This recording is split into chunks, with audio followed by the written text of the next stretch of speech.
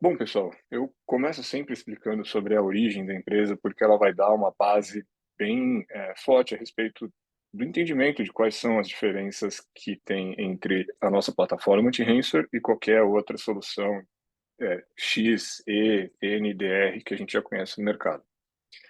Então, a gente está vendo aqui na tela a Bolden, né, que a gente poderia chamar da nossa empresa mãe, que é uma empresa que presta serviços de defesa cibernética e contra-ataque para o governo americano, mais especificamente para o DoD, Departamento de Defesa, a NSA e o FBI. Um dos responsáveis pela Bolden, também hoje nosso atual CTO, ele é um cara de formação, ele tem no histórico dele, né, um trabalho muito forte de vulnerabilidade, é o cara responsável por encontrar vulnerabilidades, fazer engenharia reversa. Durante muito tempo ele foi do board do Black Hat e eles desenvolveram técnicas de ataque bem avançadas, onde eles conseguiam invadir servidores de inimigos, né, do governo americano muito facilmente.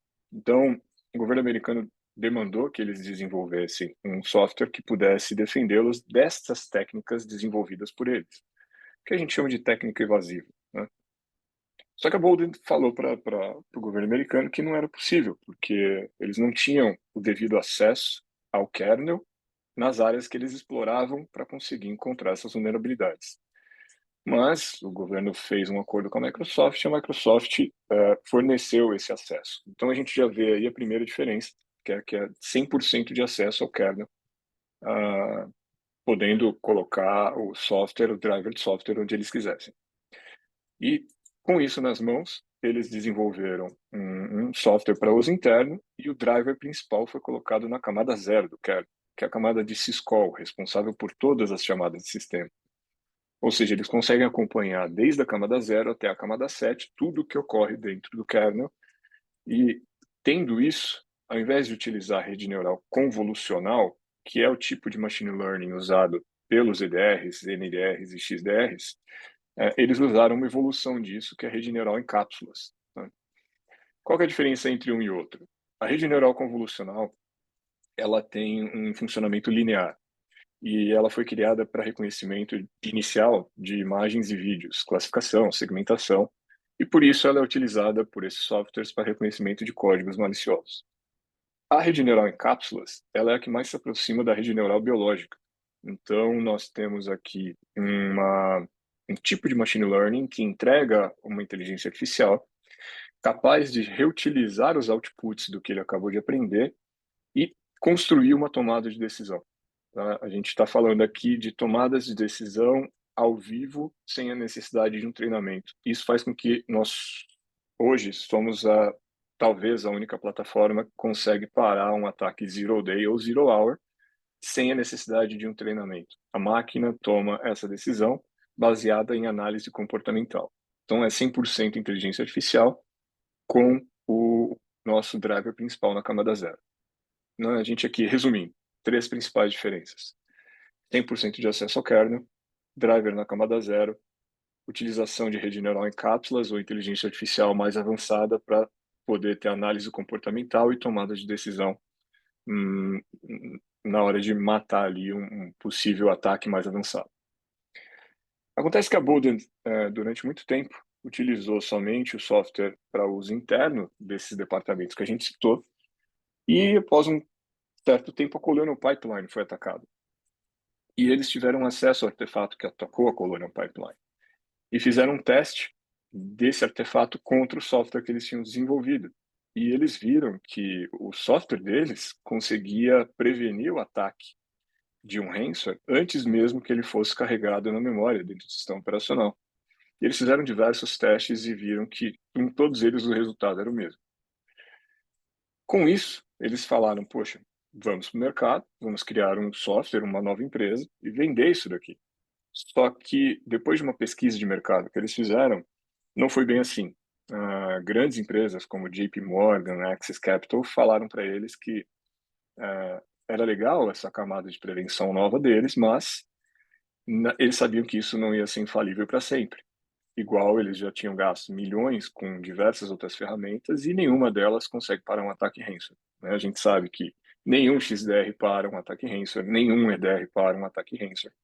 Então, hoje o que a gente faz é tentar remediar o mais rápido possível e tentar diminuir o máximo possível também o impacto.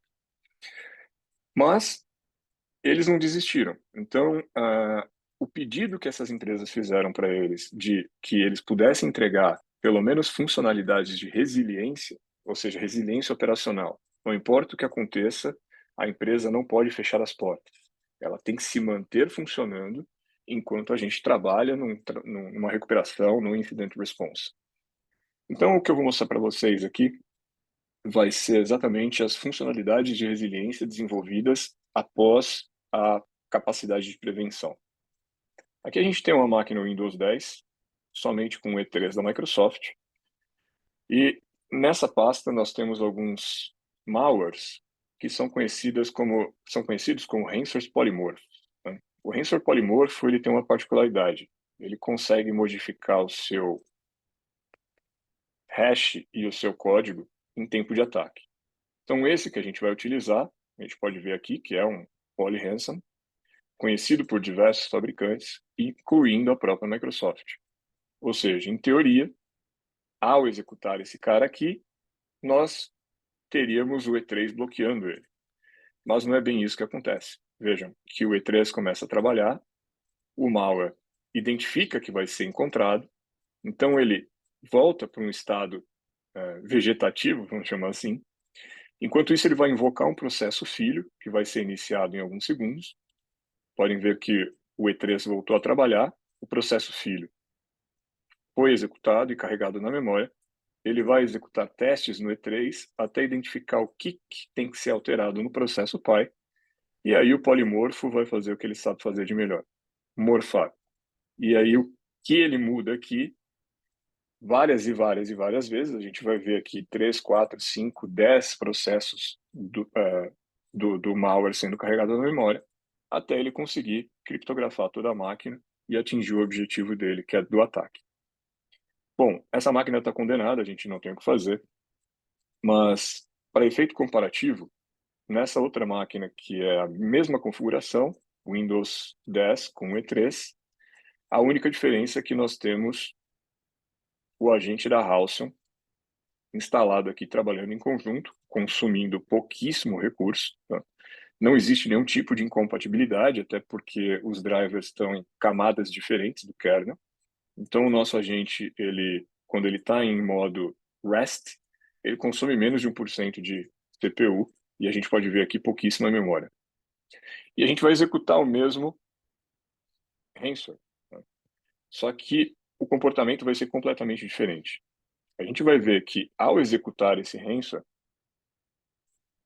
nenhum processo é carregado na memória, o E3 chega a trabalhar, mas em alguns segundos a gente vai ver aqui um bloqueio feito pela Halcyon. Eu posso executar diversos ransomwares na sequência, a gente vai ver o E3 explodindo em consumo de processamento e ele volta ao estado REST e a gente efetuou todos os bloqueios.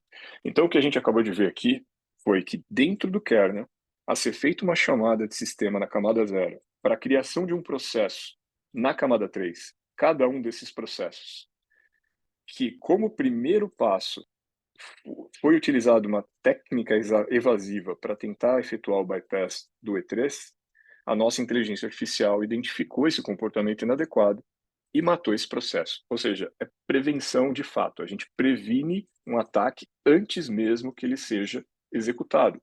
Se a gente tentar executar, a gente vai ver que ele não é executado. Ele morre antes de ser iniciado. Isso só é possível devido à nossa localização privilegiada dentro do kernel. Tá? Mas, como a gente disse, isso não seria o suficiente, né? E nós fomos desenvolvidos pensando na falha. Como as empresas falaram que eles precisavam de o que a gente chama de resiliência operacional, imagine a seguinte situação. A gente tem diversas camadas de segurança nos nossos endpoints, só que um ataque ransomware consegue fazer o bypass de absolutamente tudo. Do nosso EDR, do nosso microsegmentador de rede, da própria Halcyon. E o que eu vou simular aqui para vocês é um ataque com um malware que foi modificado por nós. Esse malware ele vai criptografar todos esses arquivos, tá? A gente tem aqui os arquivos, eles estão íntegros, como a gente pode ver, tá? Esse abre, abrir algum outro menor aqui só para a gente. Então nós temos aqui arquivos íntegros. E o que a gente vai fazer agora é criptografar todos esses arquivos utilizando uma chave de criptografia para cada um deles, que é o que a gente chama de chaves assimétricas, né? Então, se eu tentar abrir o arquivo novamente, não vai ser possível. Mas, enquanto esse malware criptografa os arquivos, o agente da Halcyon está fazendo uma coisa que nós chamamos de Key Material Capture. Ou seja, nós estamos capturando não só as chaves de criptografia em nível de kernel, porque a gente sabe que quando um processo de criptografia é iniciado no sistema operacional, ele obrigatoriamente carrega uma chave de criptografia.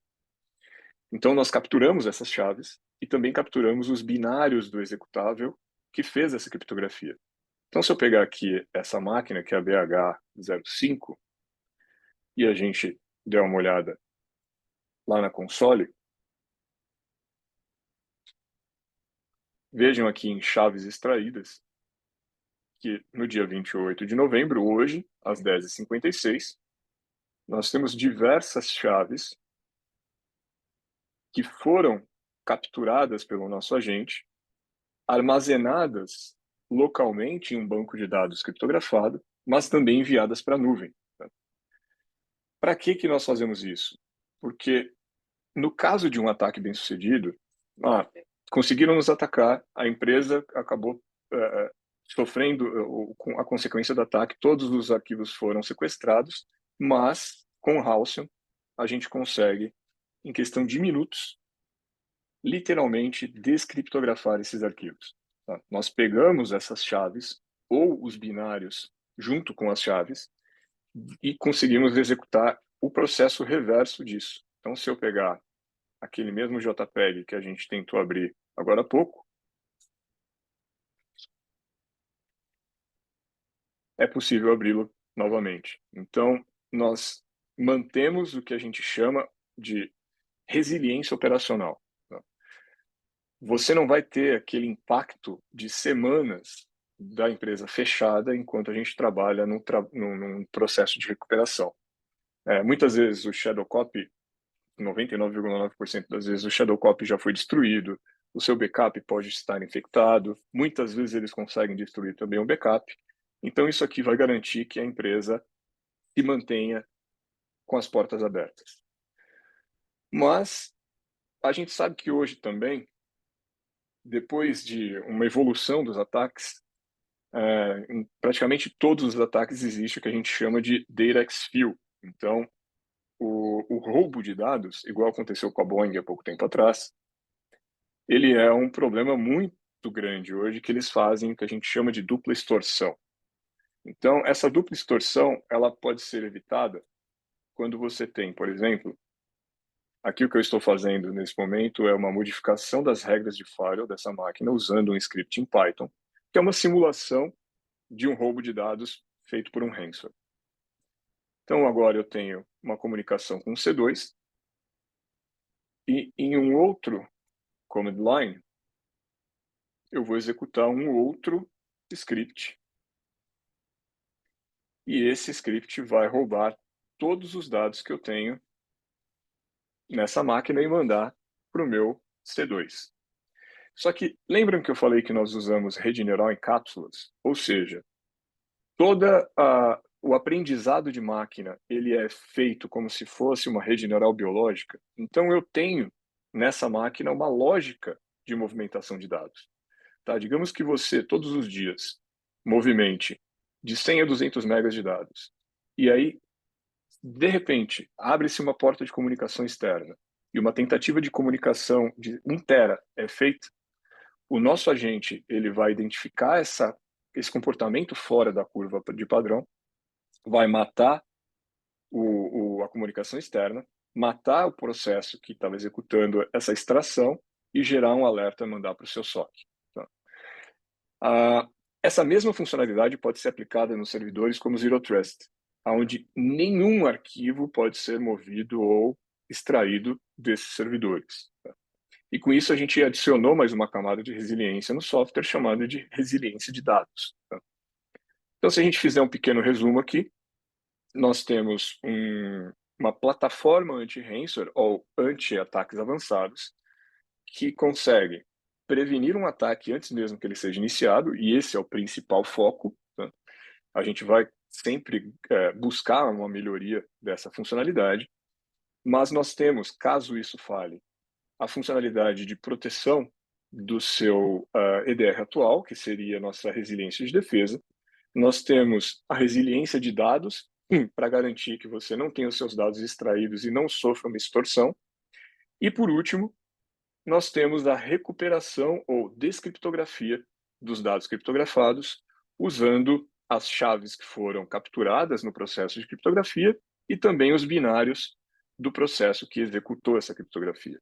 E dessa forma, todas essas funcionalidades somadas, trabalhando em conjunto com um time de MDR, ou seja, de detecção e resposta gerenciada, que trabalham 24/7, 365 dias do ano, para garantir o mínimo de falsos positivos possível e também uma monitoria constante de qualquer evento crítico que venha a ser prevenido por nós. Toda essa gama de funcionalidades, mais essa equipe trabalhando por trás, nós hoje somos, por enquanto, a única plataforma anti-ransomware 100% focada nesse problema e que vai complementar hoje as ferramentas de segurança que a gente usa e que, infelizmente, não são mais suficientes. Muito obrigado.